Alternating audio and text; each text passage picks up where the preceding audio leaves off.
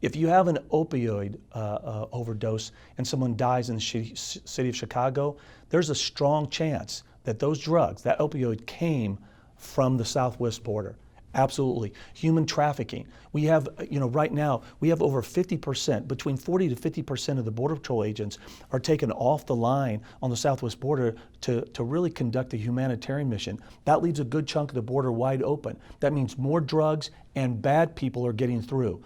The murderers, the rapists, the pedophiles, they're not coming in and turning themselves into the Border Patrols like the families are, right? They're evading the Border Patrol. Those individuals, they're making it through, and they're coming to every city in this country, including the city of Chicago.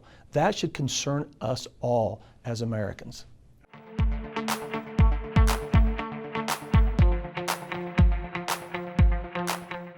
It's only done for the health and safety of the child. It just makes common sense. Like right now, if we have somebody that has a long criminal history, if they're a pedophile, if they're a sex offender, even if they're a mother or father, we're going to separate that family.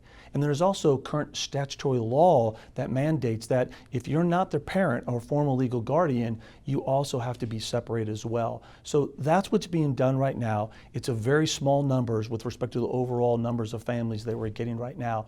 But again, I think the American people need to understand it's done either by law or for the safety and security of the children, and it's happened under every administration.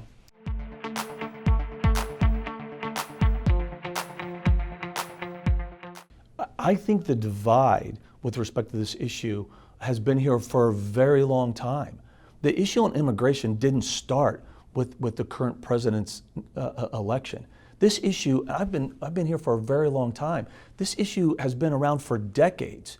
It has been a divisive issue for a very, very long time.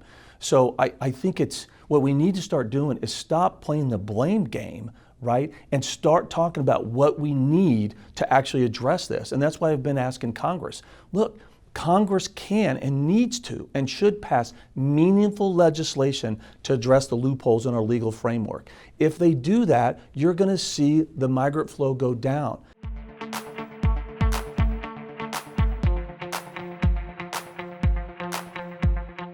I support the wall, and I have since the very beginning. When I was chief of the Border Patrol back in 2016, I supported the wall. But American people need to understand, the wall in itself is not the solution. The wall is part of a multi-layered approach of infrastructure, the wall, technology, and personnel. You need all three of those in the right combination at strategic locations along the southwest border, not everywhere. The wall does not need to go everywhere, but in strategic locations with that multi-layered approach, infrastructure, technology, and personnel, it works. Historically, everywhere where that three-phased approach has been applied, it's absolutely been effective. You've seen the numbers go down tremendously.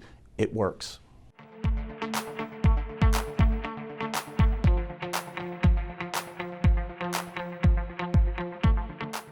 We have been very aggressive at investigating the Facebook issues.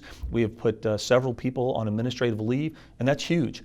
We take away an extra level of pay they have. We take them off their law enforcement duties, which is huge for a law enforcement officer.